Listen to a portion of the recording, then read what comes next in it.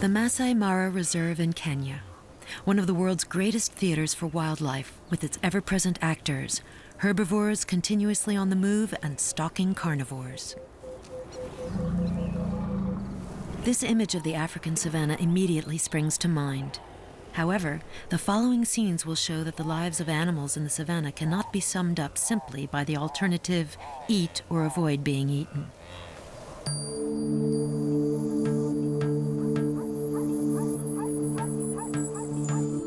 The sun is rising over the Masai Mara, a shrubby savanna on the border with Tanzania, covering some 1,500 square kilometers.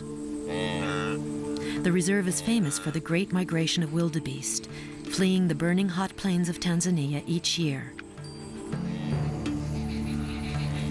In the foreground is a pride of lions led by this couple. Surrounding them are their usual neighbors: zebra, wildebeest, elephants, impalas, giraffes. Are they just minor actors? It might appear that way, but in fact their lives are more complex than appears.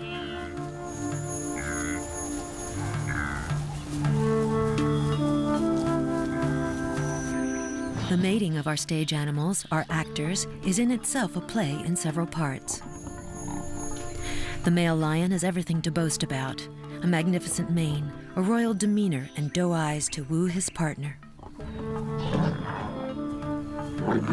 But she plays hard to get. That's her role.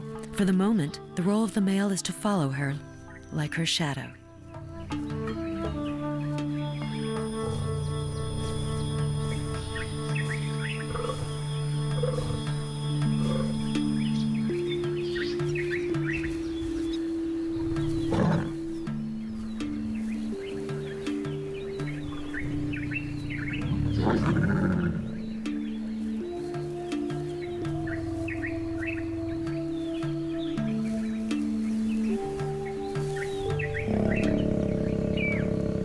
A lioness is on heat for 4 to 6 days. The prelude to mating lasts at least 24 hours. A cautious approach, a constant but discreet presence. Until she consents, the male has to display heroic patience.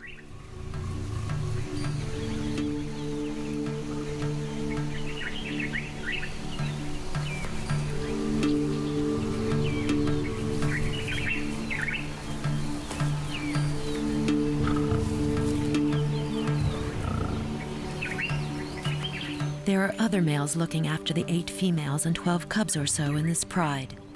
However, only one male can aspire to mate with the lionesses. It's the dominant male, reduced for a few days to the state of a bashful lover.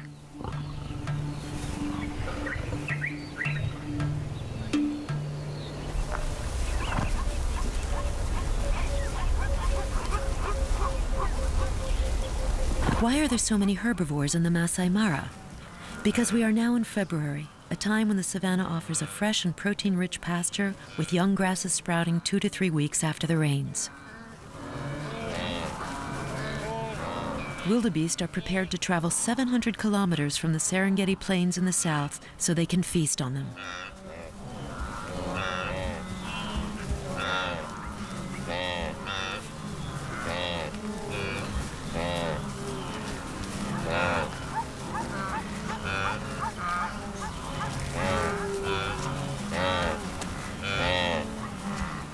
Zebra also migrate along the same route, on good terms with the wildebeest.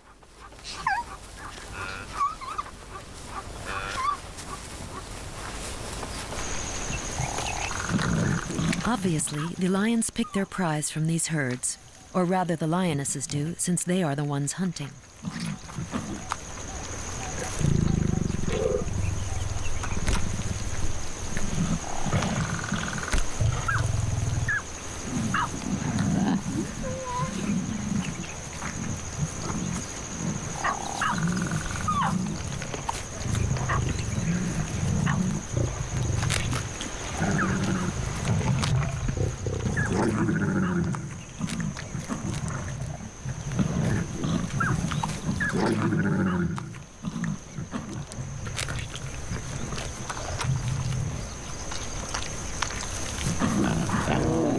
There is no precedence among lionesses at their dinner table.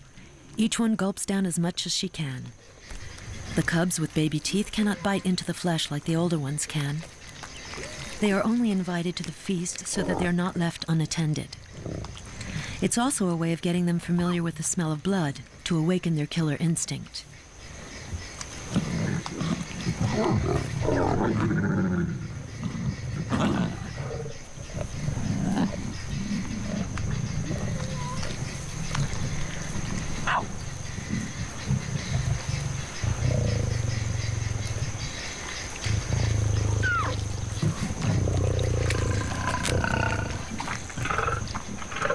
This female is the most experienced of the pride. She leads operations during the group hunt. Once she has eaten enough, she keeps a watch on the surroundings. Such a nice catch could attract a rival pride. If that were the case, watch out for the cubs.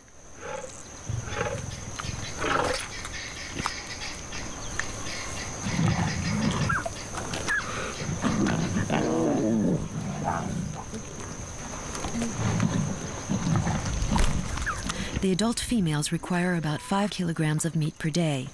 The males, 7 kilograms. The cubs live off their mother's milk for the first 3 months. Afterwards, they'll have a mixed diet, a little bit of meat in addition to the milk. Complete weaning occurs around 6 months.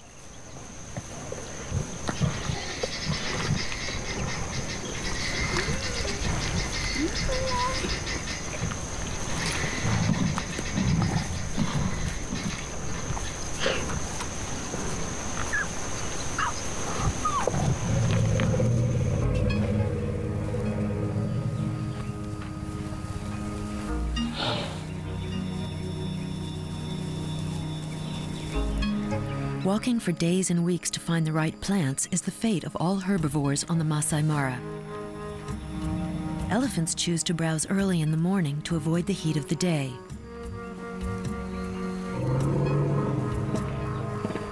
How boring for teenagers to walk for miles when playing is much more fun.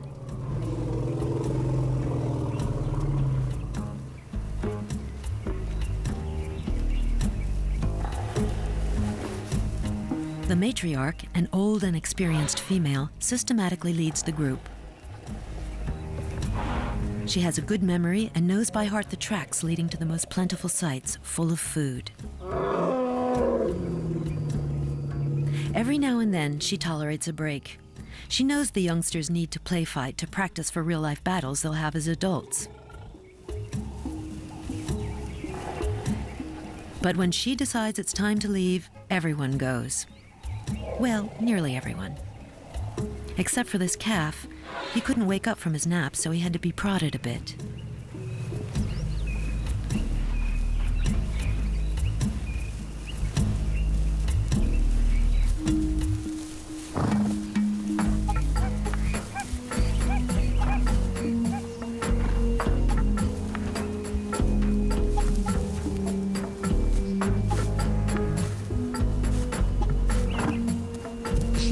One stallion for several mares which remain loyal to him all their life. That sums up the small harems formed by Burchell's zebra. They live rather harmoniously, except for the usual squabbles. This arrangement works well as long as these various families are not intruding on each other's territories. However, during the Great Migration, promiscuity leads to violent fights between stallions, especially if the migration coincides with the rutting season.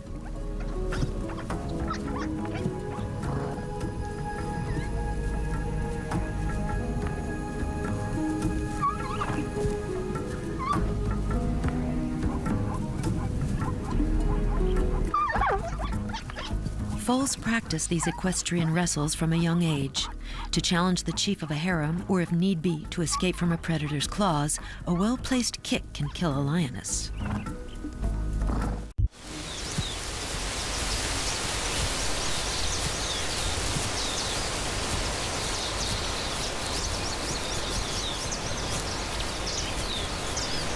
With a head at more than 5 meters off the ground, it's easy to spot dangerous predators. It's one of the advantages of this unusual morphology. Another advantage is being able to browse the leaves at the top of trees like no other herbivore can.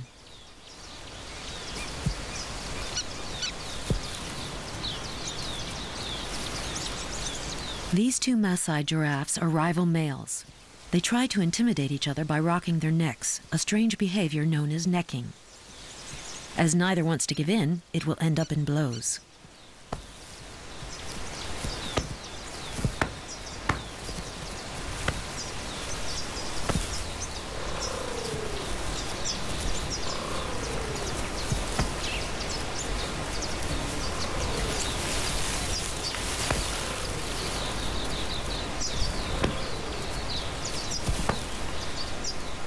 Oddly enough, the same movements in a slower and softer way are also used for courting.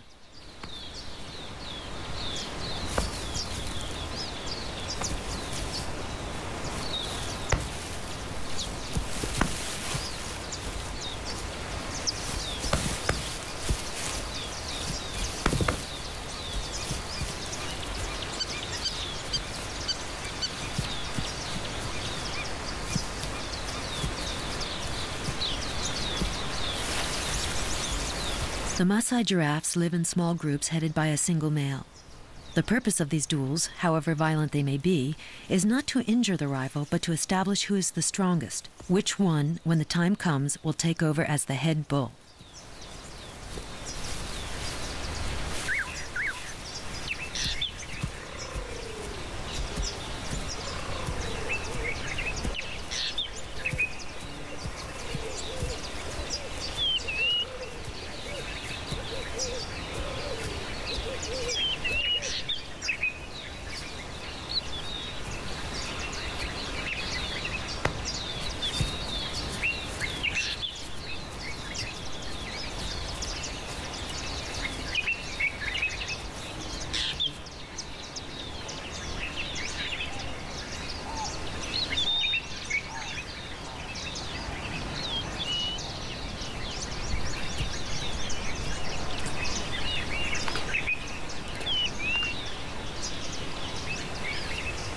Giraffes rarely eat grass because of the acrobatics required to do so, but sometimes the urge to graze on young tender grass shoots or to smell something on the ground is irresistible. Their anatomy can force them into some amazing positions. However, evolution has enabled them to do so safely. The blood vessels in a giraffe's head are equipped with valves preventing excessive blood flow to the brain.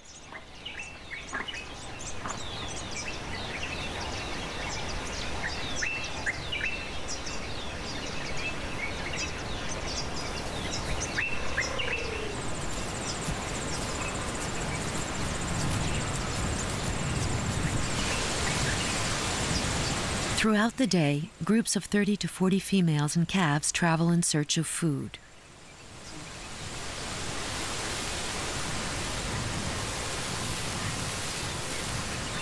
The giraffe's favorite plant, the acacia tree. It provides all the vitamins they require.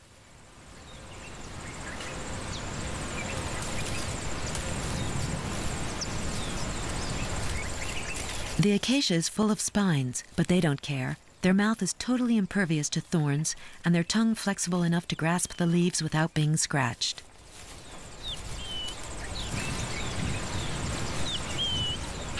The herbivores of the Masai Mara and other savannas live harmoniously together, generally having very different tastes.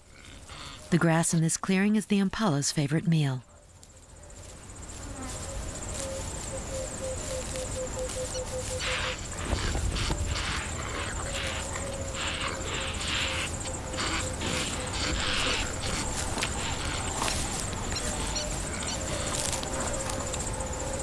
The nicely ringed horns are the pride of the males and have the power of seduction which the females cannot resist.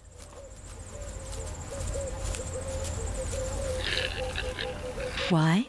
Because the size of the horns is a reflection of the male's virility, and the ladies only want the best partner for procreation.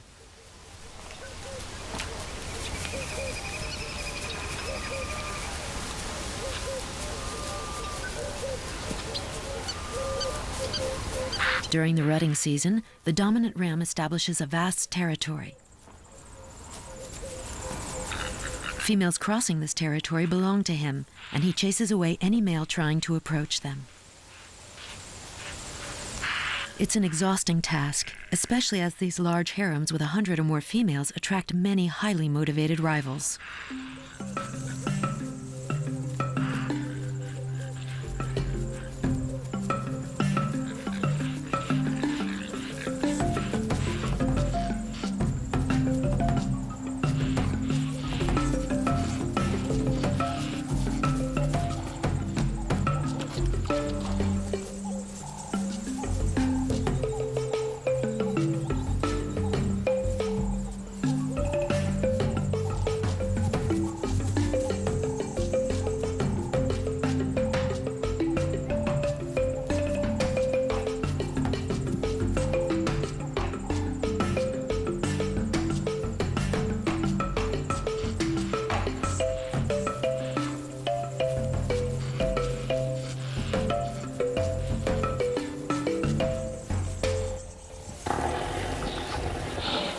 The day is getting hotter.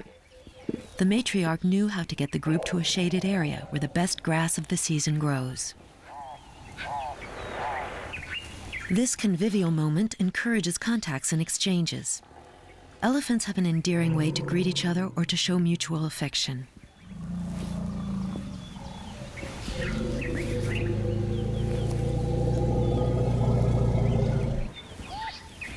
The trunk is such an extraordinary tool. It has more than 100,000 muscles, an ability to grasp, a very useful flexibility, and yet is sensitive enough to express feelings.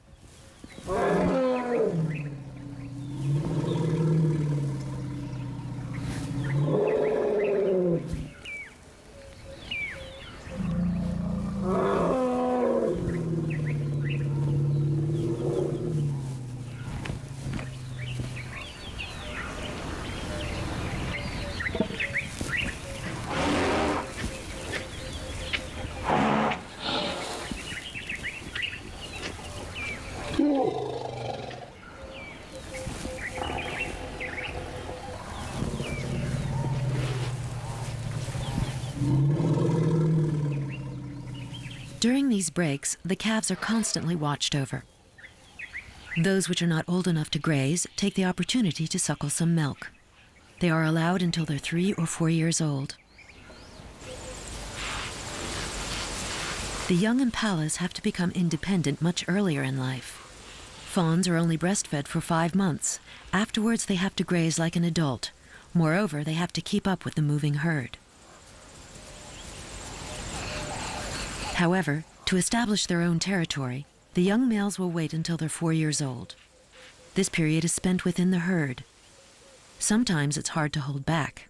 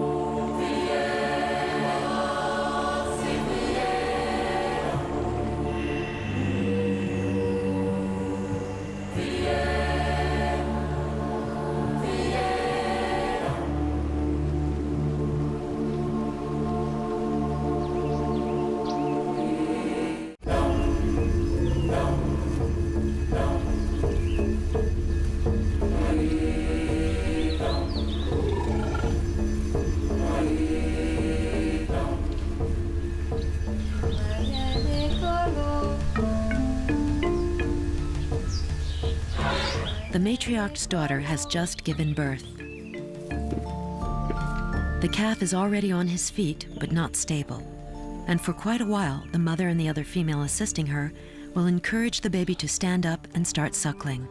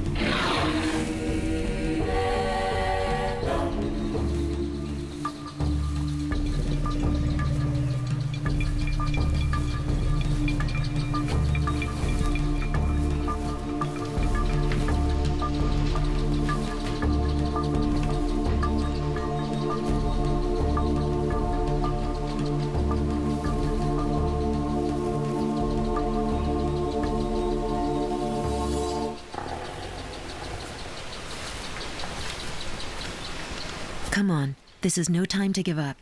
The newly born has to find his mother's teats as quickly as possible. Otherwise, he will perish.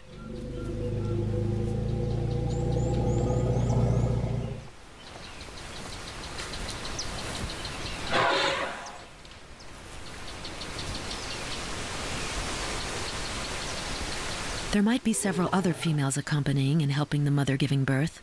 First, they act as midwives, freeing the calf from the fetal membrane, which kept the newborn nice and warm for 22 months.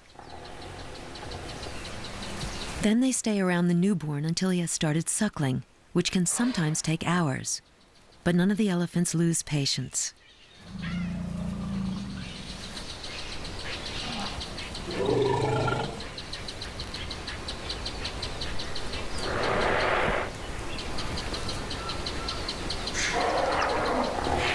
He's done it.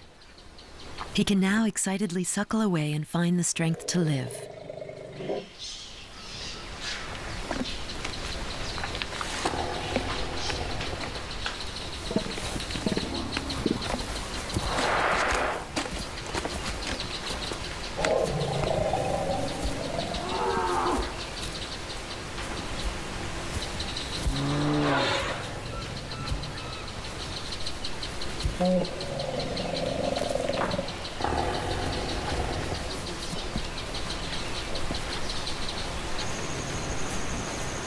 The eldest female instinctively takes charge in maintaining and passing on the collective memory of the family. She knows where to find the best pastures and water holes. And under the midday sun, they've got to drink.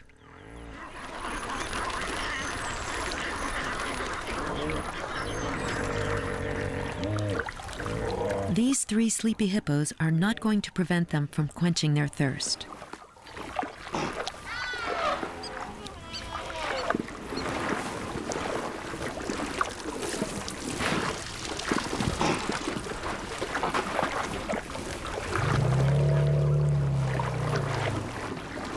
"60 liters of water per day is the minimum they need to consume.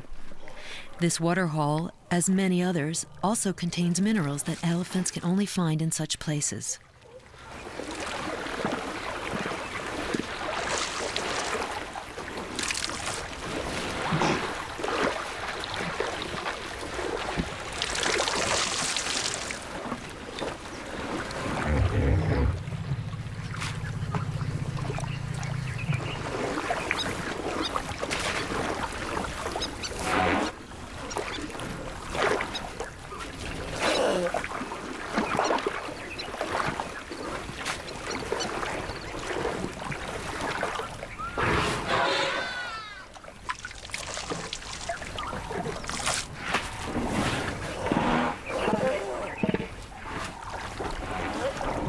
Water holes are not only places to drink, but also meeting points where solitary bulls can renew contact with the herd and maybe mate with females.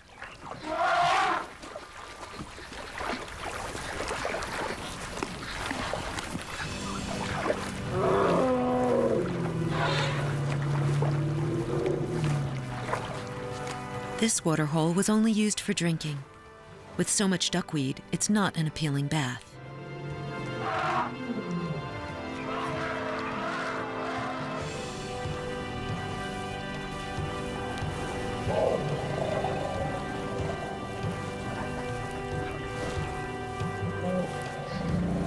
Bathing is crucial to get rid of the lice that dig themselves into the creases of the skin.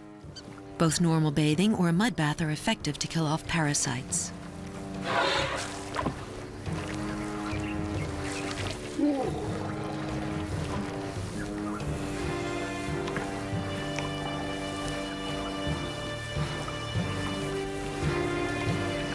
The mud here is not deep enough to wallow in. Never mind, a mud shower is better than nothing.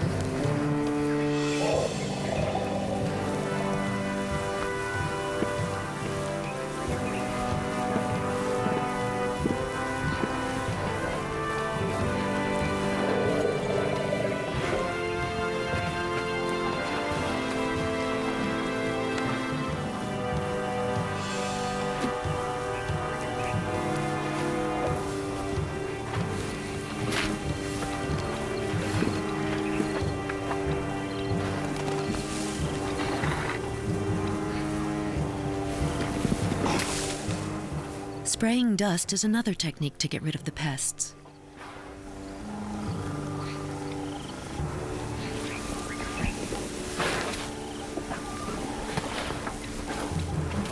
For their hygiene, the buffalo rely on the service of a professional cleaner, the oxpecker bird, happy to find food with such ease.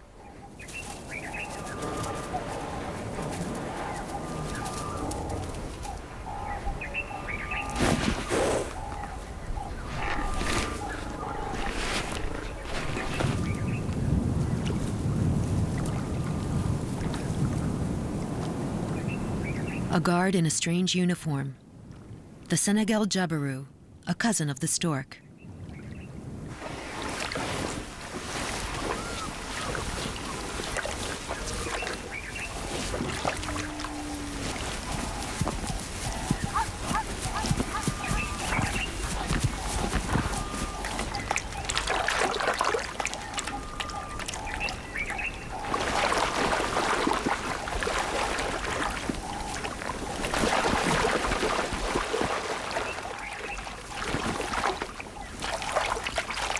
Finding something to drink is a daily obsession for all creatures in the savannah. A male zebra has more chance of attracting females if he chooses an area near a water hole. However, the very fact that it attracts so many animals makes a water hole both a source of life and death. As often, the predators are lurking nearby.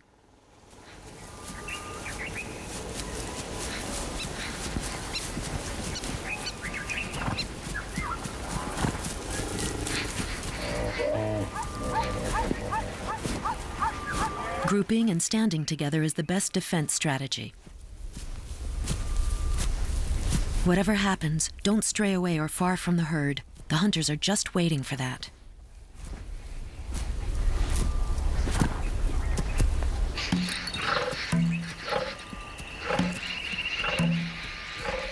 For once, the zebras panicked for nothing.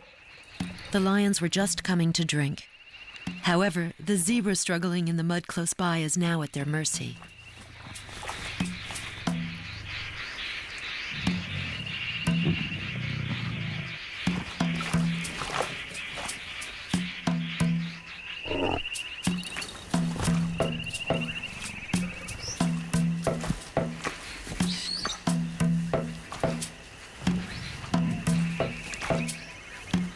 The young male is also struggling to maneuver in the mud, but unfortunately for the zebra, he is less heavily handicapped by his weight.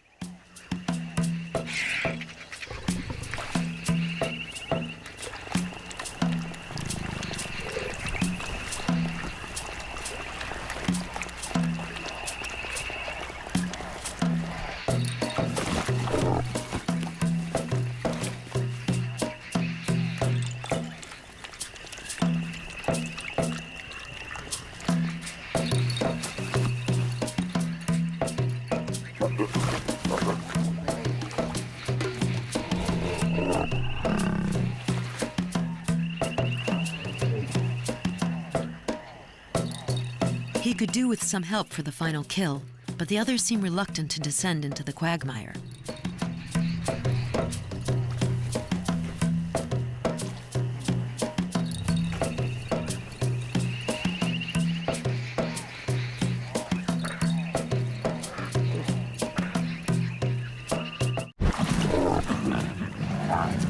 Some of the young lions prefer play fighting for the time being. They don't have much time left for carefree activities. When they reach 3, they will be expelled from the group, forced to fend for themselves and find elsewhere their own group of females.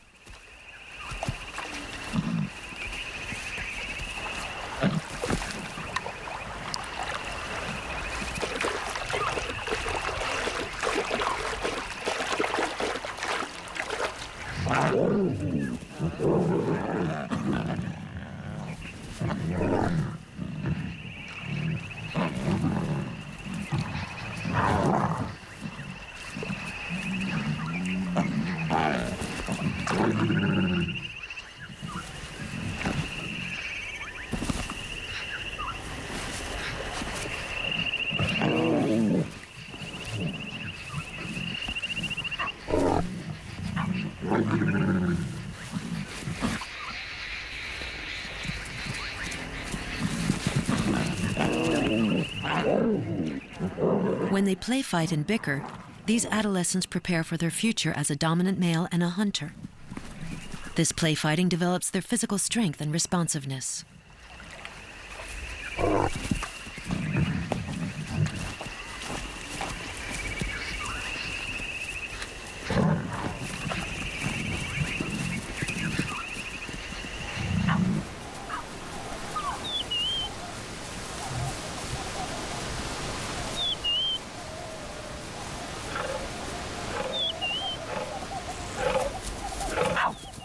While the pride is busy elsewhere, a lioness takes care of the cubs. This is one of their community's rules: never leave a cub alone.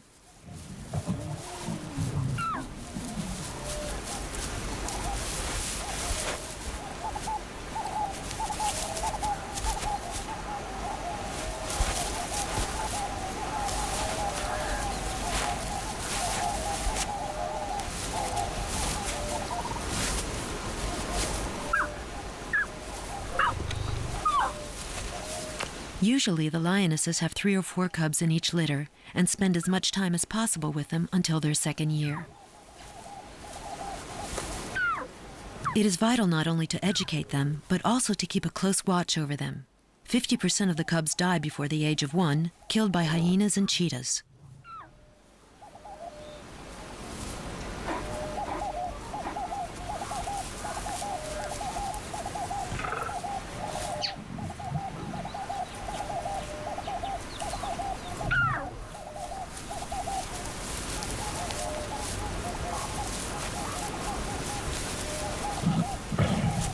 Whether her own or not, a lioness will breastfeed a cub. Each female in the pride is both mother, nanny, and godmother.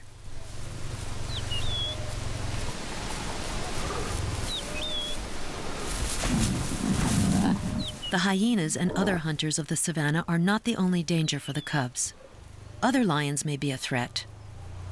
The young bachelor males wandering in search of a pride to take over are sometimes hungry and aggressive, and therefore dangerous.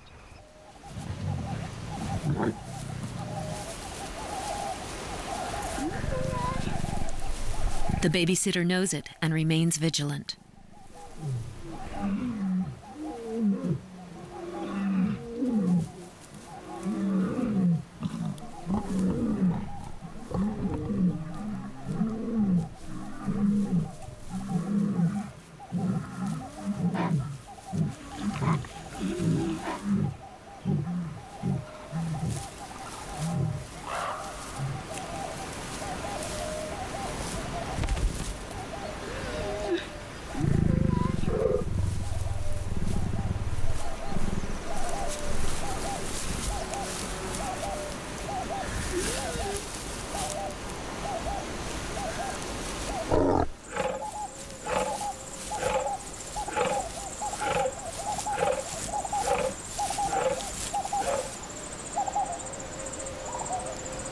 Even when he has already 1 or several partners, things are not easy for a male. Our lion is still trying to approach. However, he has made good progress and will hopefully shortly succeed.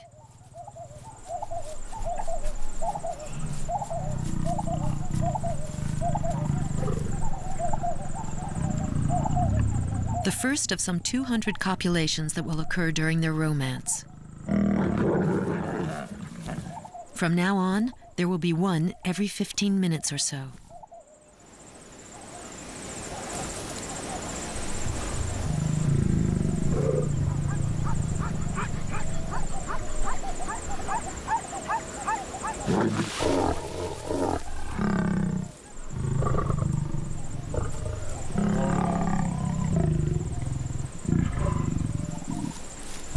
The lioness suffers when the male withdraws.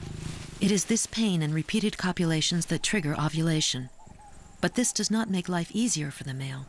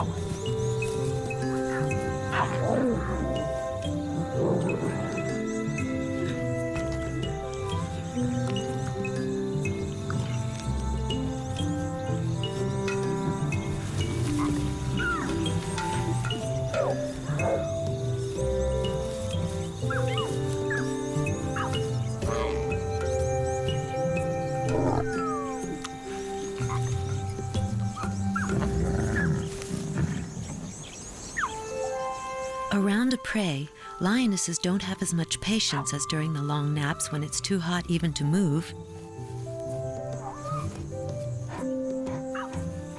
Although these naps always turn into endless play for the cubs.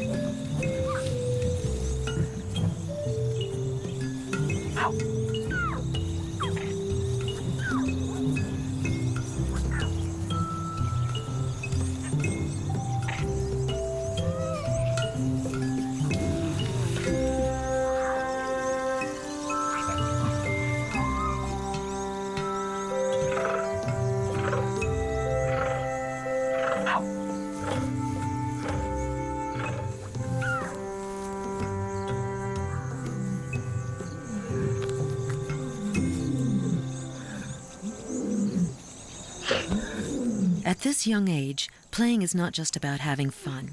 With somersaults, tumbling, racing, chasing, the cubs learn to adjust their behavior and to control their movements. That's how they establish their hierarchical status, their codes, and everything that will govern their adult life.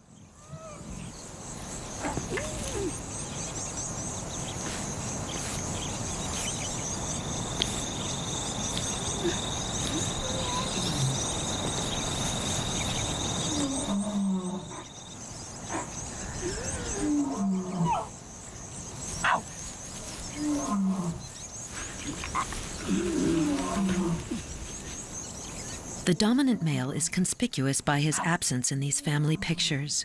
Indeed, he hardly takes care of the cubs' education. He watches over them, but indirectly, by rejecting any intrusions of male strangers or predators in his territory.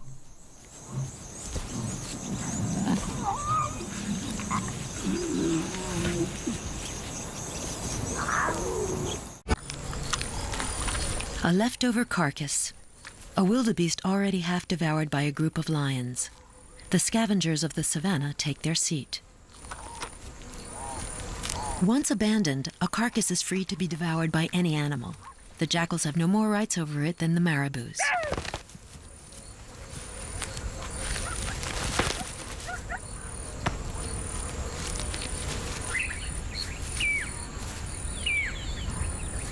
Harassed by marabous, the jackals preferred to retreat, but not without taking a magnificent trophy, the tail of the wildebeest.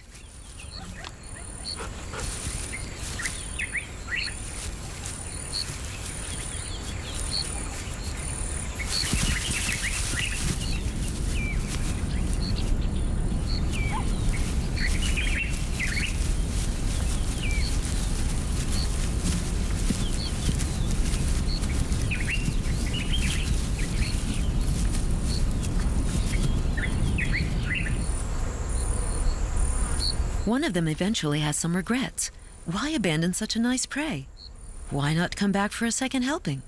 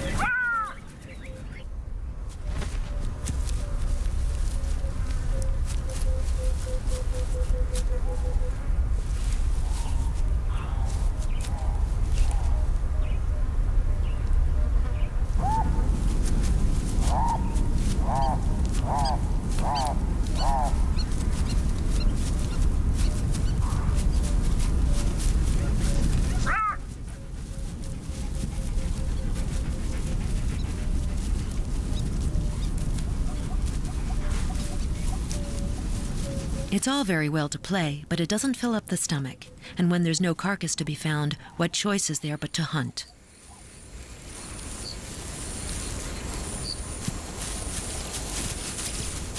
Topi, like the wildebeest, know how to use their horns and hooves when it comes to defending their young.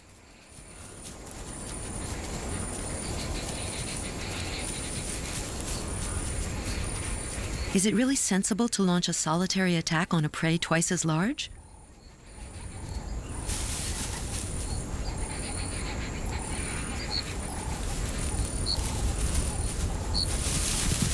It's clear more hunters should be involved, but where are the reinforcements?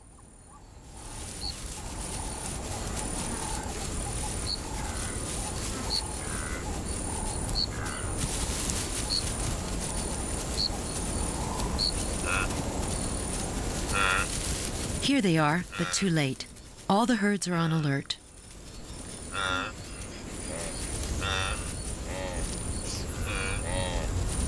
The three companions have known better days. They'll have to wait a bit longer before they can eat.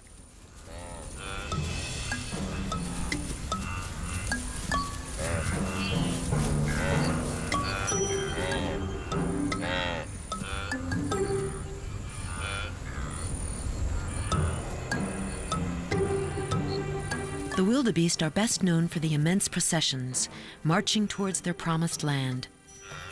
When a herd halts its march, it's for a good reason: love. Males, aged at least 3, are seeking to gather around them as many females as possible.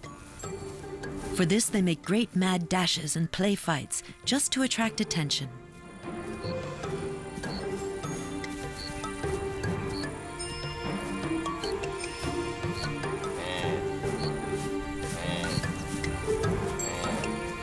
The excitement and nervousness of the wildebeest sometimes leads to odd behavior, as in the scene that follows.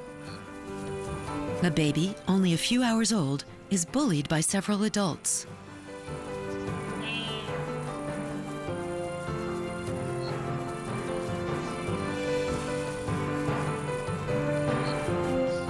Do they want him to practice running, teaching him to flee or follow the herd without tripping up and to be ever ready? This is only a guess.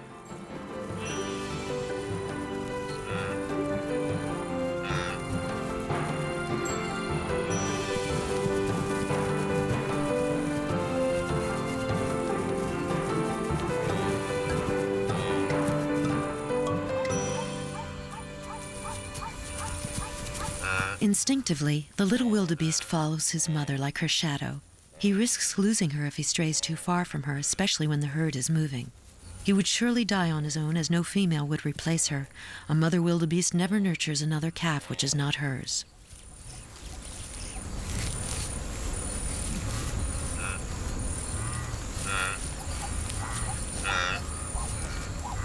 The wildebeest calf is the earliest to walk of all the herbivores. He has to be ready to embark without delay in this nomadic life.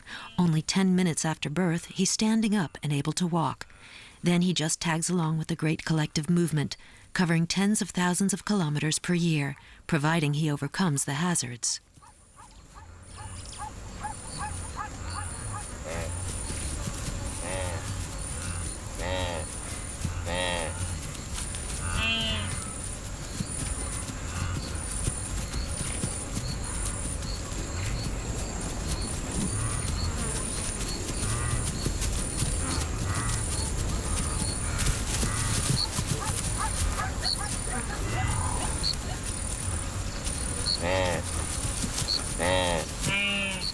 All of those who graze these grasslands, whether it be the dense herds of wildebeest or the less numerous topi and zebra, have to fear the great carnivores, all except the elephant. Our pride regularly taps into this abundance of prey, always aiming for the most vulnerable: babies, the elderly, and the infirm.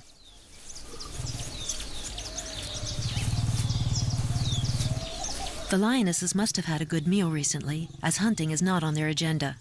The mood is rather affectionate and playful.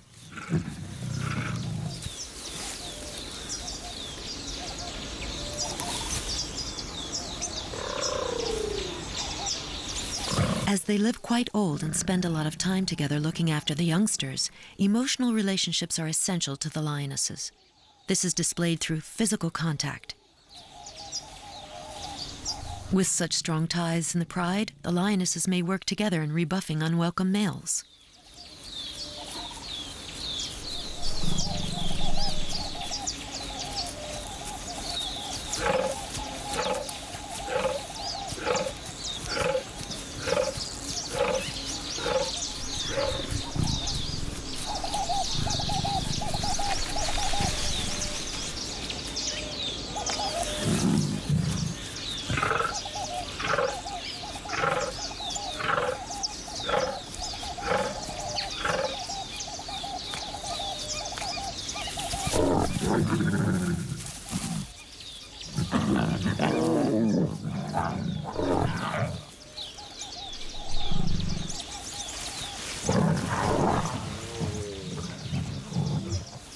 The cubs have just discovered a highly enjoyable game that reminds us of something.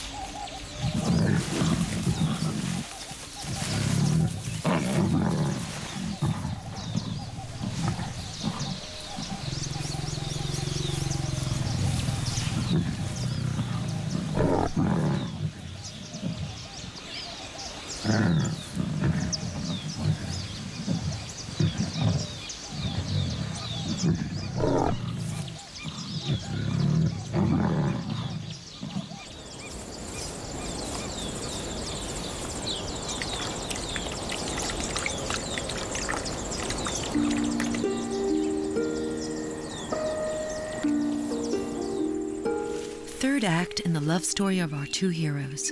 Romeo comes to claim or propose yet another copulation.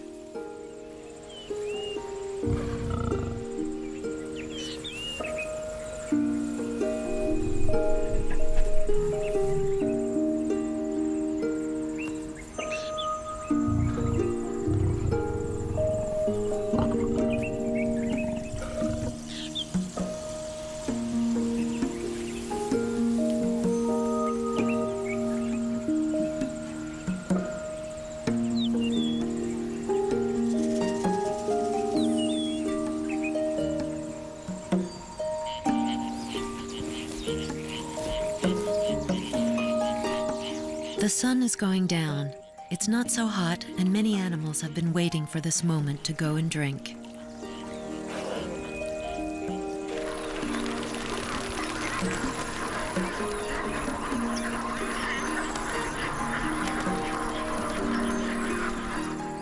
Around the lion's waterhole, everything seems to be slowing down, as if the fatigue of the day was felt by all of the animals. On this side of the waterhole, it is complete rest. Some understandably have succumbed to exhaustion.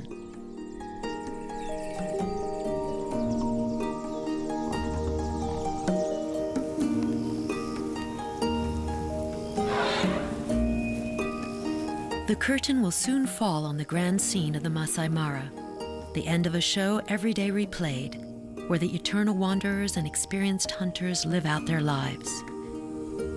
Driven by the seasons, the struggle for survival of each creature maintains a balance. This balance is the secret of Africa's wild.